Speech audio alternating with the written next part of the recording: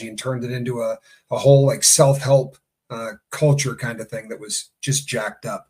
And it's called flattening. I just want to say what Kathy Ann said. You're doing it what's called flattening it. So it's a button. So if he says F your mother, and I'm like, I have a button on that now. So you have to flatten that button until I don't have any reactions to it. Anyway, that's the point. And I think that's what's helped me a lot in life. Honestly, I've had thousands of hours of that. So my ex-husband, for instance, was not a Scientologist, and he would get so angry with me if he would try to fight, because he'd get really, abusive and animated and sometimes, even physical. And I would not react. And he would say, your bull baiting's kicking in. It's driving me crazy that your Scientology's training is kicking in. And he'd say, you'd flip like a switch. Like when things get heated and heavy, he would say, you just get emotionless. I don't know if that's true. I'm sure there's some truth to it. And I'm not sure that's ever going to change, to be honest. But was Hubbard a psych major? Good God, no. In fact, think he was anything. No, by all accounts, he didn't major in anything other than he failed out. He went to George Washington University for a semester or two. Now, he claimed that he had degrees in molecular biology or what was it? Nuclear physicist. He was a nuclear physicist. Yeah, he was in the Navy. He said he was a doctor. War hero. A scientist. Yeah. He went to medical school. All of those things I thought were true until I was told 2 years ago they were not. None of them are. I got a couple of my tattoos in Scientology. Someone asked that. And some not. They don't really frown on that as much as they used to. Why do you think he created it? He said on record 3 different times, apparently, the only way to get rich. If you want to make money, start a religion. So that's my guess, is he was a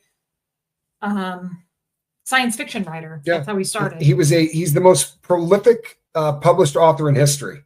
Now, admittedly, some of that is because every single thing he wrote down, they published, right? I mean, if he took notes on a piece of toilet paper about something, they published it. But he is the Guinness Book of World Record, then no one's ever produced more stuff. And if you ask me, as the guy that ran the lifeboat, it's because he was cranked up 24/7. He was a guy that was very, very fond of, this is what I am alleging. He was very fond of methamphetamine. And there's a lot of reason to back this up. His son talked about it. A lot of other people have alleged it. If you take the number of things that he wrote and divide it by the amount of time that he spent writing, he didn't sleep. He didn't, just plain and simple. And that's, there's a real problem with amphetamine psychosis. You stay up too long doing this stuff, you start getting really crazy. JPL, good reference, right? Jack Parsons, the guy that started the Jack Parsons Laboratories, or the Jet Propulsion Labs, is what we call it now, but it used to be Jack Parsons Laboratories. Jack Parsons lost his wife, his fortune, and everything to L. Ron Hubbard after they did what was called the Babylon Ritual. If you look this up, this is absolutely not debatable, but they tried to bring forth a demon through sex, a sex ritual that they called the Babylon Working, and it was Jack Parsons, it was L. Ron Hubbard, and it was Jack Parsons' girl at the time. What's her name? I don't know her name, but I was thinking that Crowley guy. Is that different? You do know the woman's name because it's the guy, the woman that married. It's not Mary Sue Hubbard. No, it wasn't. It was another woman. He had 4 wives. I didn't know that. 4? I didn't realize it was that he had 4. I'm pretty sure it was 4 from the show I watched. But we thought as Scientologists, we were just told he was married to Mary Sue and he had three kids.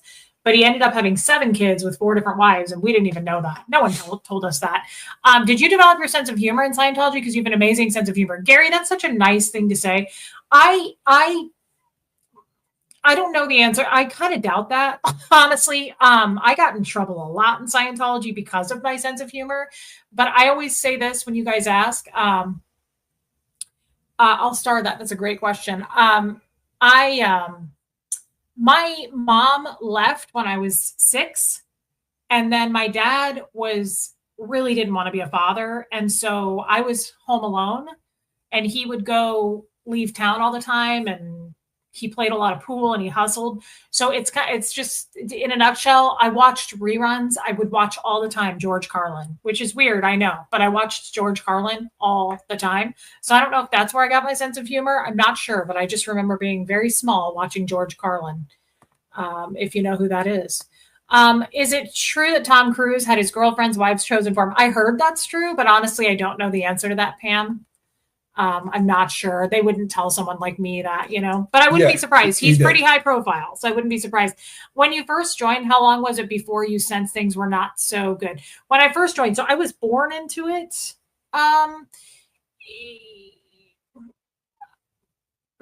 Sorry, I saw a question. I will star that. So I didn't really know any different. I started noticing things were not good when my dad left my life when I was 16. I started to question a lot of things in my mind.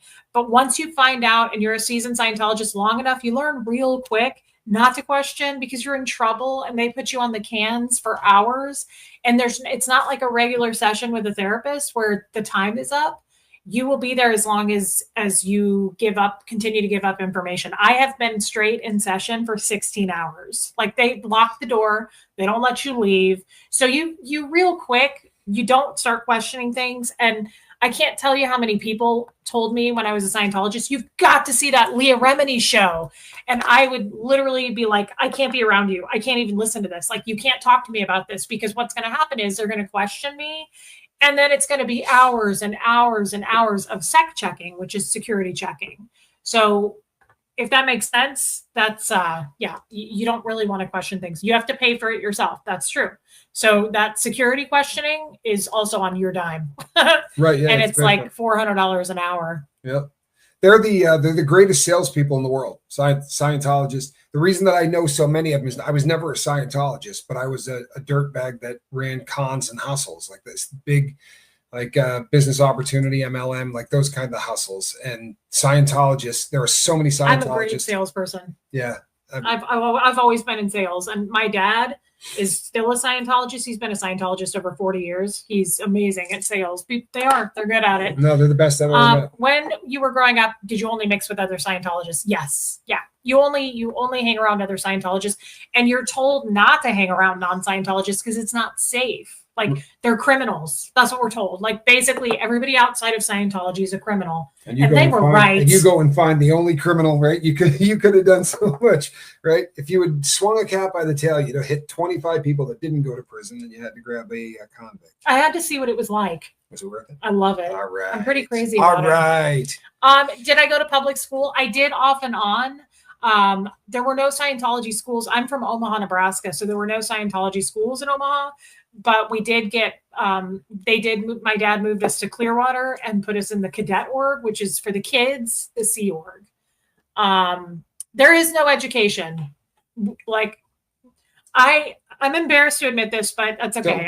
I've talked about it enough on my channel. I thought Philadelphia was a state. I thought Antarctica was a state. I don't know anything geographically. I know nothing about wars. Like, when people talk about Vietnam or World War II. I mean, I've heard of it. I don't know anything about it. I don't know who we fought, where we fought, what it was about. I couldn't give you a date. I don't know anything. I thought the Holocaust was like 500 years ago. So we don't know anything about the world. Tell you what, though, you are, I got the wrong one. Sorry, it's not about that. I'm trying to make my fiance understand, because this is something that a lot of people don't seem to get.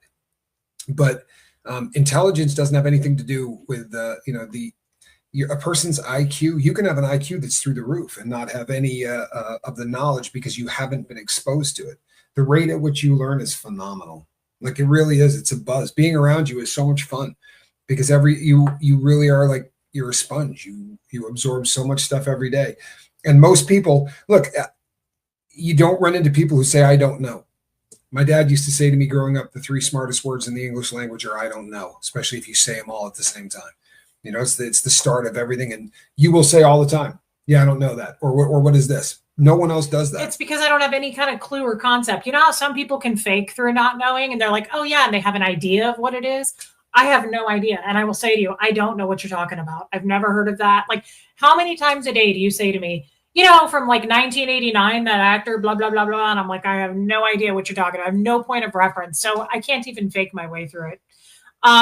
let me catch up on these. Are most Scientologists true believers, or are there a lot of people who don't believe its tenets and just say, I think they're actually true believers? That's my experience. I was an absolute true believer. It was very hard for me to get out of Scientology, especially the way I was outed, because I didn't have a choice. And so I cried nearly every day, and I would look at my ex-husband at the time and say, what am I supposed to believe? Like, is none of this true that I've been believing all my life? Like, just even about me being 76 trillion years old and my time track and all these things. And the other thing is, L. Ron Hubbard says, if you leave Scientology the way I did, you're going to pull in, which means you'll bring it in on yourself, cancer, and die. So for the first 3 months, I laid in bed and I would say to my ex-husband, who was not a Scientologist, by the way, I would say to him, I'm going to die. I'm going to get cancer and die. And he was like, I don't even know what to do with you. I don't know what to do. And we don't believe in therapy. Now I do. I see a therapist regularly and it's changed my life. But there was no religion to turn to, no God, no therapist. So I just was like, I'm going to die. I'm going to pull in cancer and die of cancer like this week. And every time I would get some kind of a pain or anything, I was like, this is it. This is the end. I mean, it was really bizarre. Yeah. Thank you, Gary. I don't look a day over 75 trillion. That's what I said. I've been saying that since I met her. So kind, guys.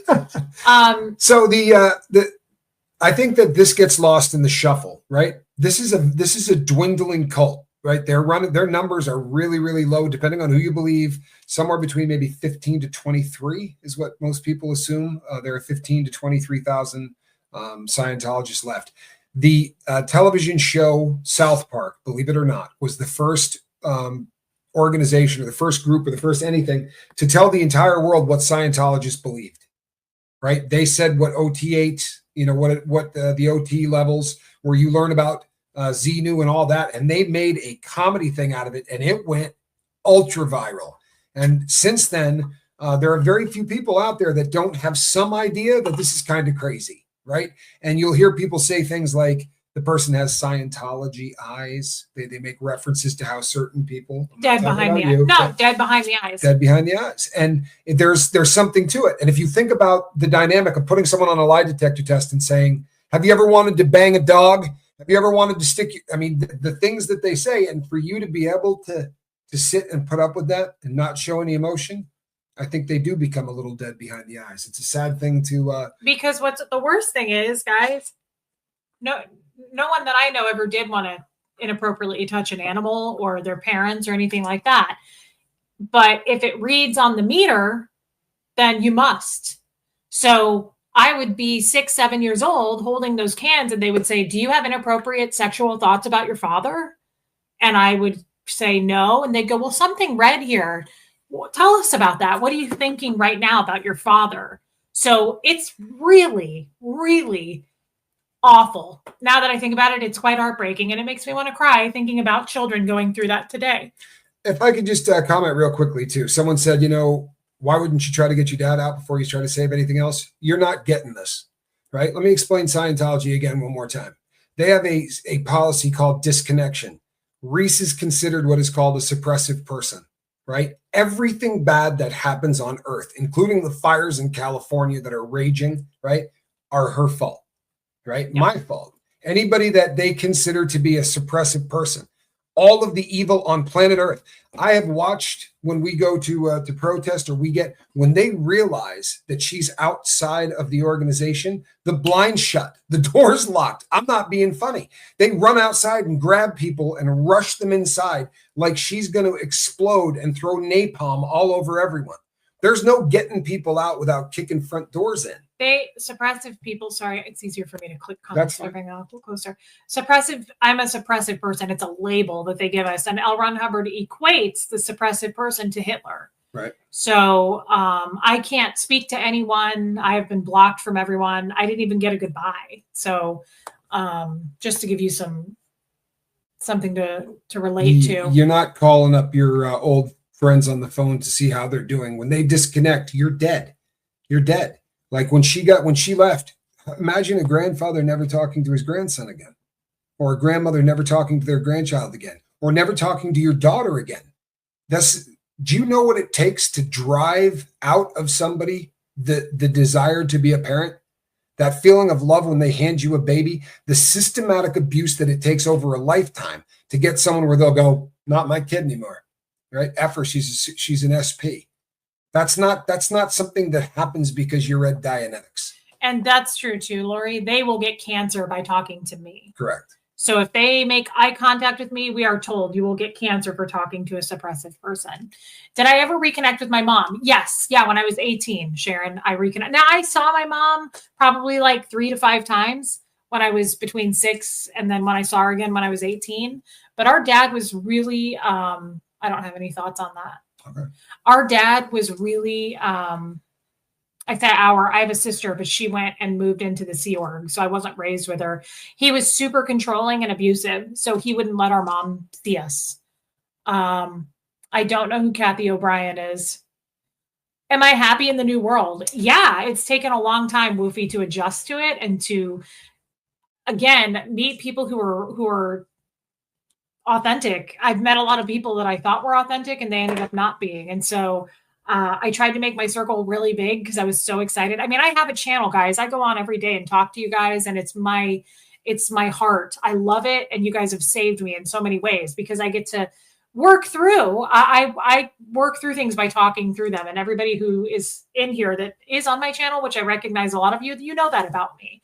So I feel saved in every way a person can be saved.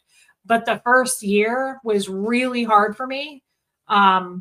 I'm happy that I have people like this person here because I can